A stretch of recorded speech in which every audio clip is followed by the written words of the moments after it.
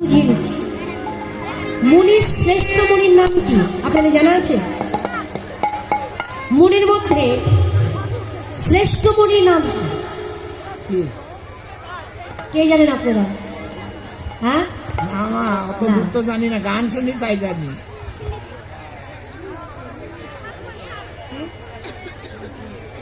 বিশ্বশ্রবা, বিশ্বশ্রবা মুনি। যদি কেউ বলে থাকে তাহলে গুড, না বললে কিন্তু গুড নয়। বিশ্বমিত্র বললে হবে না, বিশ্বশ্রবা মুনি। তাহলে মুনিরও পুতেরও, পুত মানে পুত্র, তাহলে মুনি হচ্ছে শ্রেষ্ঠ মুনি। মুনির শ্রেষ্ঠ মুনির নাম হচ্ছে বিশ্বশ্রবা। তার পুত, পুত মানে পুত্র, তার পুতকে পুত্র অনেকজনাই ছিল, তার মধ্যে শ্রেষ্ঠ পুত্রের নাম হচ্ছে রাবণ। বিশ্বশ্রবা মুনির জ্যেষ্ঠ, মানে সবাই জানে উনি হচ্ছেন শ্রেষ্ঠ, কারণ মহিরাবণ ছিলেন, তারপর ওদিকে বিভীষণ ছিলেন, তারপরে পাতালে কে কুম্ভকর্ণ, পাতালে ছিল মহিরাবণ আর কাছে ছিল কুম্ভকর্ণ, তাহলে ভাই তো সবাই ছিল। তার মধ্যে শ্রেষ্ঠ মুনি, তার শ্রেষ্ঠ পুত্রের নাম একজনেরই হল, সেটাকে রাব।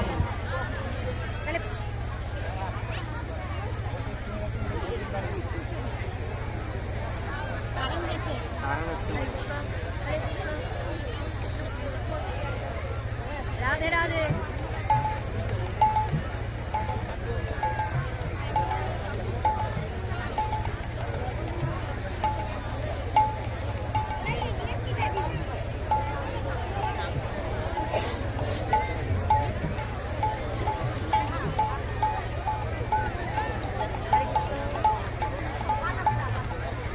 শ্রেষ্ঠ মুনি বিশ্বশ্রবা, তার শ্রেষ্ঠ পুত্রকে রাবণ। পুতেরও সুত, পুত মানে পুত্র, সুত মানেও পুত্র, তাহলে পুতেরও সুত। সুতটাকে রাবণেরও তো ছেলে মেয়ে অনেকগুলোই ছিল, তার মধ্যে শ্রেষ্ঠকে মেঘনাদ। নামেরও আদি দুই অক্ষর হল, সুত হচ্ছে মেঘনাদ, তাহলে সেই মেঘনাদ একটা নাম, পরিপূর্ণ নাম। এই নামের আদি দু অক্ষর হল, আদি কোন দুটো আর বর্তমান কোন দুটো? আদি হচ্ছে মেঘ, মেঘ, আর অন্ত হচ্ছে নাথ। রাধারানী বললেন, ললিতা রে আমার বধূ যখন গোষ্ঠ গোচারণে যায়, সখী রে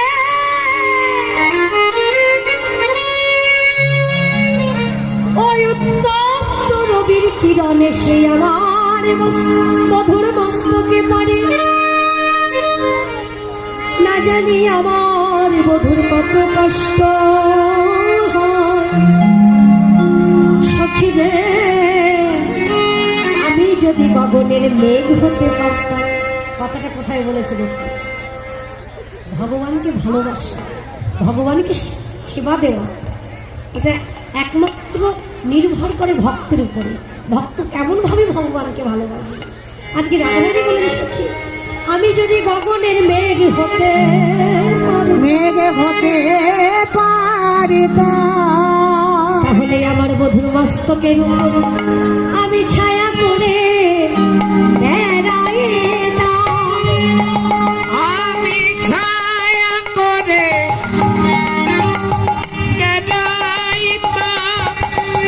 আমি ছায়া করে বধূকে ঢেকে রাখি, ছায়া করে ঢেকে রাখি বধূ ছায়া ছায়া বেড়াইতাম। আমি ছায়া করে ঢেকে রাখি, ছায়া ছায়া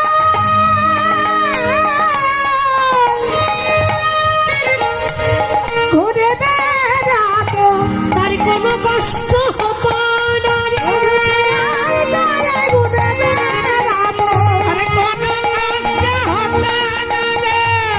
ছায়া ঘুরে বেড়াতো, কোনো কষ্ট হতো না রে। ছায়া ঘুরে বেড়াতো, কোনো কষ্ট হতো ঘুরবে না তো ছায়া করে তারে ঢেকে রাখিলাম। নন্দের নন্দন গোঠ যাত্রাকালে পিতারে ঢাকিয়া নয়, পিতা মানে জনক মানে পিতা, তা পিতারে ঢাকিয়া এর মানেটা কি, এর অর্থটা কি? রাধারানী বললেন শোন, নন্দের নন্দন হচ্ছে কৃষ্ণ, সে যখন গোষ্ঠীর পথে যাত্রা করে তার উপরে যে রবি সূর্যদেব, সূর্যদেব আমার পিতার নাম কি জানিস? আমার পিতার নাম হচ্ছে বৃষভানু। আমার পায়ে হাত দেয়, গীতায় হাত, গীতা দিয়ে পায়ে হাত দিতে নেই মা। যারা যারা গীতা দান করবেন, যখনই দান করবেন, যেখানেই দান করবেন, পায়ে হাত দিয়ে প্রণাম করবেন না, কেমন?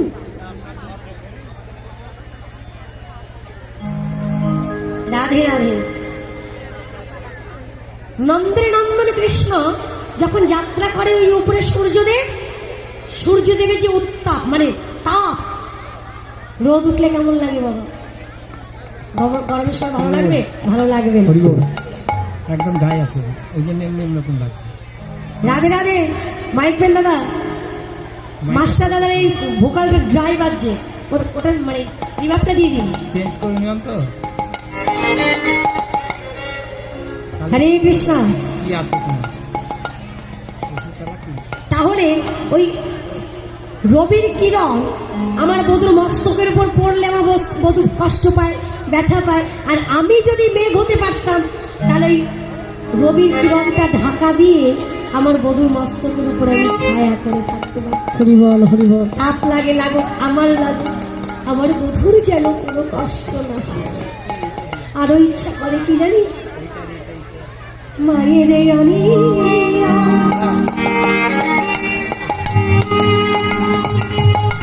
তপত বালুকা, মায়ের আগে তপত বালুকা, ঢাকিলে বাড়ি তসা, মায়ের আগে তপত বালুকা, ঢাকিলে বাড়ি তসা,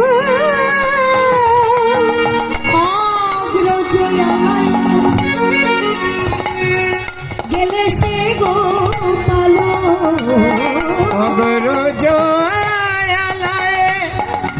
গেলে সে গোপাল, ঘুচিত মনের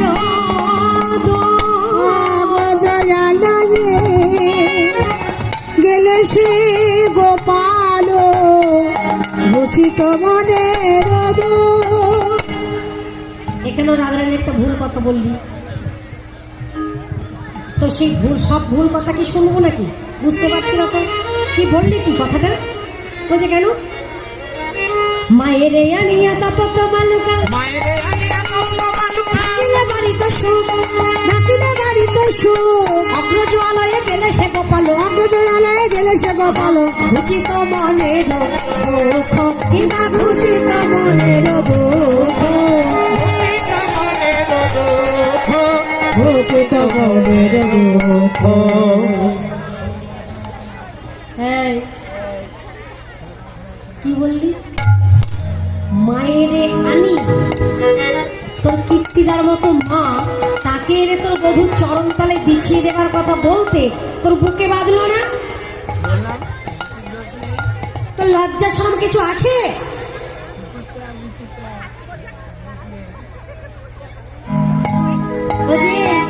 আমি কীর্তিদা মায়ের কথা বলি না। তোর আবার কটা মারে? আমার মা দুটো, একটা হচ্ছে আমার পালিত মা, আর একটা হচ্ছে আমার গর্ভধারিণী মা। পালিত মা হচ্ছে কীর্তিদা, আর আমার গর্ভধারিণী মা হচ্ছে যার আরেকটা নাম হচ্ছে কমল। কমল মানে স্নিগ্ধ, তার আরেকটি নাম আছে পদ্ম। পদ্ম ফুলের মাঝখানে আমার জন্ম, তাহলে আমার গর্ভধারিণী মাকে পদ্ম ফুল যদি এই পদ্ম ফুল তুলে নিয়ে এসে আমার বধূর চরণ তলে বিছিয়ে বিছিয়ে দিতে পারতাম, তাহলে আমার বধূর চরণ রেখে রেখে যেতে পারত। অগ্রজ আলয়ে গেলে সে গোপাল রুচিত মনের দুঃখ, রচিত মনের দুঃখ। গোপাল জমের বাড়ি গেলে, গোপাল জমের বাড়ি গেলে, গোপাল জমের বাড়ি গেলে, গোপাল জমের বাড়ি গেলে আমার মনোবাসনা পূর্ণ হতে। বলে কি রে মেয়ে, মনোবাসনা পূর্ণ কত গোপাল জমের বাড়ি গেলে। এই হাতে ছাড়ি, সকাল থেকে এই পর্যন্ত কৃষ্ণ কৃষ্ণ বলে কেঁদে যাচ্ছিস, আর এখনো বলছিস শেখ জমের বাড়িতে চলে যা। রাধানী বলছে আমি কি বলেছি, আমি তো শুধু এটাই বলেছি গোপালে জমের বাড়ি গেলে। গোপাল জমের বাড়ি আরে গেলে বাবা, সেটাই তো হলো। গোপাল জমের বাড়ি গেলে। বলছে গোপাল, বলছে হ্যাঁ গোপাল, তোর বধূ গোপাল তো? বলছে না না, আমার বধূ গোপাল নয়, ওই নন্দ মহারাজের নবলক্ষ গরুর পাল। তাই যাবার পথে ওই জাবির গ্রামের মধ্য দিয়ে জটিলার বাড়ির সম্মুখ দিয়ে যাবার পথে অট্টালিকার উপরে রাধারানী দাঁড়িয়েছিলেন। নয়নে নয়নে মিলন হলো, ইশারা ইঙ্গিতে বললেন রাধে তুমি জবা কুসুম মনে যাও, সেখানে গেলেই তোমার সঙ্গে আমার সাক্ষাৎ হবে। তার রাধে রাধে এই ইঙ্গিত করতে রাধা রানীকে গোবিন্দ চলে গেল। এদিকে ভগবান শ্রীকৃষ্ণের ভাবে তার নামে প্রেমে পুলকিত হলেন প্রেমময়ী রাধা রানী।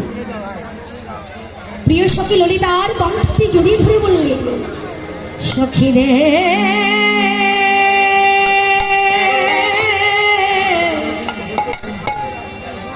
মানবী,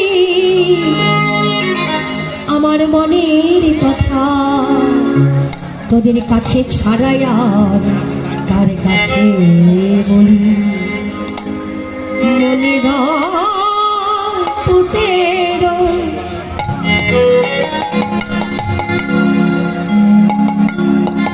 সুতের নামের আদি দুই অক্ষর মনির পুতের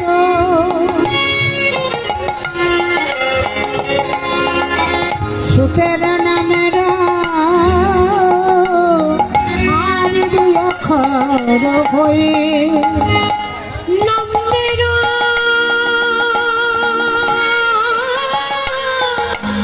নন্দন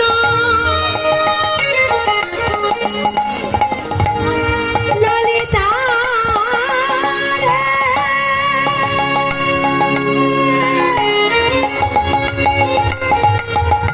মরবি সখিয়া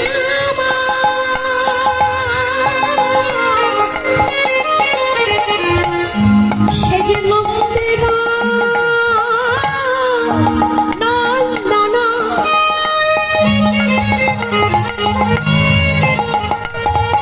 গোঠ যাত্রা কালে পিতার ঢাকে আর জগকে ঢাকে আর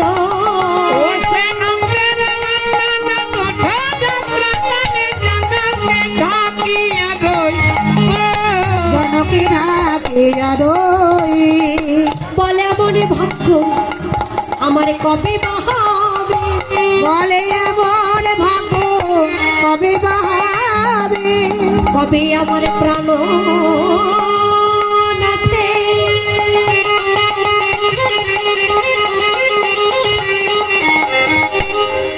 সেবাই লাগিব, এমন ভাগ্যই আমার কবে বাহাবে।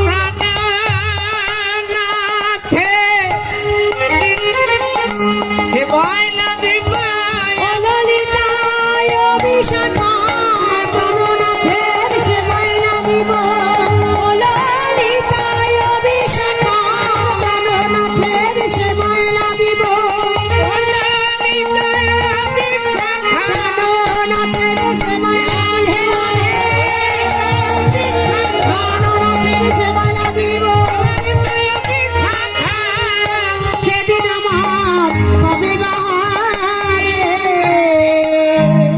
দেখবেন দাদা আমার দিকে একটু তাকান,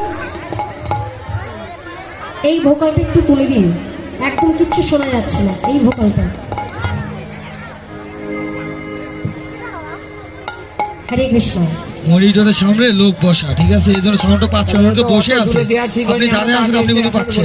আচ্ছা ঠিক আছে, নেক্সট টাইমে কি করবে বলো তো ভাই, ওই মনিটরগুলো এগিয়ে দিতে হবে, কারণ মনিটরের সামনে জায়গা থাকলে তো সবাই বসবে, তাই না? আচ্ছা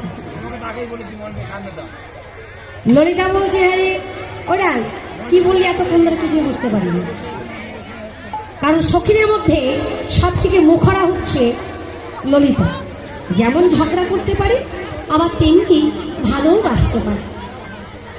তাই ললিতা বললেন আরে কি বলছিস, মুনিরও পুতেরও সব কিচ্ছু বুঝতে পারছি না। তা বৈষ্ণব মহাজন বললেন